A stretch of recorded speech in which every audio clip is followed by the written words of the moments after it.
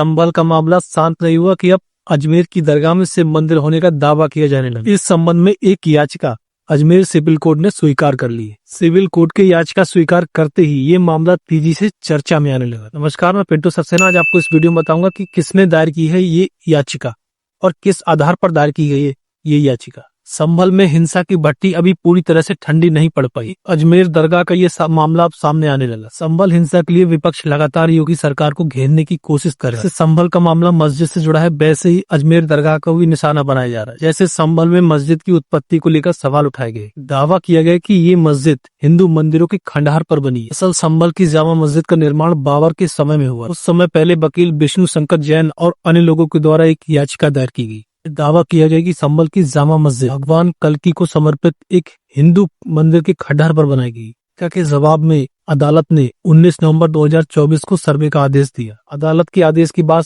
उसी दिन मस्जिद का सर्वेक्षण किया गया, जिसका दूसरे समुदाय ने विरोध किया। 24 नवंबर 2024 को दोबारा से इस मस्जिद का सर्वेक्षण होना था। इसको लेकर संभल में हिंसा भड़क उठी। नतीजा हम सबके सामने है। संभल हिंदुओं के लिए विशेष धार्मिक महत्व रखता है। भगवान विष्णु के 10वें और अंतिम अवतार कल्कि का कथित जन्म स्थान है। हिंदू शास्त्रों के अनुसार भगवान कल्कि कलयुग को समाप्त करने के लिए संभल की इस धरती पर प्रकट होंगी। यहाँ पर पीएम मोदी ने भव्य कल्कि धाम का शिलान्यास भी किया है। ये तो हम सभी जानते हैं कि बाबर जैसे आक्रांताओं ने हिंदू मंदिरों को तोड़कर भारत में मस्जिदों का निर्माण करवाया। बात का जिक्र खुद अकबरनामा और बाबरनामा में किया गया। बाबर ने ही अयोध्या की बाबरी मस्जिद का निर्माण भी करवाया था। अयोध्या में लंबी लड़ाई के बाद राम मंदिर का निर्माण हुआ। बाबरी मस्जिद संभल की जामा मस्जिद के बाद अब अजमेर की दरगाह शरीफ से ख्वाजा मोइनुद्दीन चिश्ती दरगाह के नाम से भी जाना जाता है। इस दरगाह पर आरोपों की बौछार देखने को मिल रही है। अजमेर दरगाह में संकट मोचन महादेव मंदिर होने का दावा किया गया है। आपको बता लें कि अजमेर शरीफ सूफी संत ख्वाजा मोइनुद्दीन चिश्ती की समाधि स्थली है। का निर्माण बादशाह हुमायूं ने करवाया था। अजमेर दरगाह के मामले में हिंदू सेना के राष्ट्रीय अध्यक्ष विष्णु गुप्ता की ओर से एक याचिका दायर की गई। याचिका को अजमेर सिविल कोर्ट ने स्वीकार भी कर लिया। मामले में सिविल कोर्ट ने अल्पसंख्यक मंत्रालय,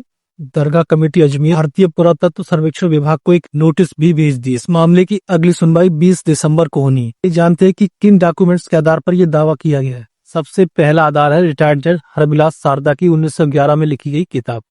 इस किताब का नाम है हिस्टोरिकल डिस्क्रिप्टिव। इसके साथ ही इस दरगाह में एक जैन मंदिर होने का भी दावा किया गया। दरअसल हरबिलास शारदा की 1911 में लिखी गई इस किताब में उन्होंने इस दरगाह के 75 फीट ऊंचे बुलंद दरवाजे की निर्माण में मंदिर की मलबे की अंश बताया। अब में बताया गया कि इस दरगाह में एक तहखाना भी है, जिसे गर्भगृह भी कहा जा सकता है। इसमें शिवलिंग होने का दावा किया गया। जज की किताब के हिसाब से यहाँ पर एक ब्राह्मण परिवार पूजा अर्चना करता था। इसके साथ ही हिंदू सेना के राष्ट्रीय अध्यक्ष विष्णु गुप्ता का कहना है पर ऐसा पता चलता है कि बुलंद दरवाजे पर हिंदू परंपरा की नक्काशी की गई, जैसा कि आप इस फोटो में देख सकते हैं। विष्णु गुप्ता का कहना है कि जहां शिव मंदिर होता है वहां पेड़ और झरने जरूर होते। विष्णु गुप्ता ने पुरातत्व विभाग से इसकी जांच की अपील की। अजमेर दरगाह के प्रमुख उत्तराधिकारी और ख्वाजा साहब के वंशज नसरुद्दीन चिश्ती का कहना है कि 1950 में जस्टिस गुलाम हसन की कमेटी दरगाह को क्लीन चिट दे चुकी, जिसके तहत दरगाह की एक इमारत की जांच भी की जा चुकी। वैसे अगर सही मायनों में देखा जाए तो आज के समय में इन बातों का कोई महत्व नहीं कि कहां मंदिर तोड़कर मस्जिद बनाई गई या फिर मस्जिद को तोड़कर मंदिर बनाया। ये मामले सदियों पुराने हैं, जो दोनों संप्रदायों के बीच विवाद की वजह बन। जब से केंद्र में मोदी सरकार आई तब से ऐसे मामलों को जोरों शोरों से प्रचारित किया जा रहा है। भी ऐसे विवादों से सिर्फ राजनेताओं की लग्जरी लाइफ ही चल, गरीबों को रोटी नहीं मिलती,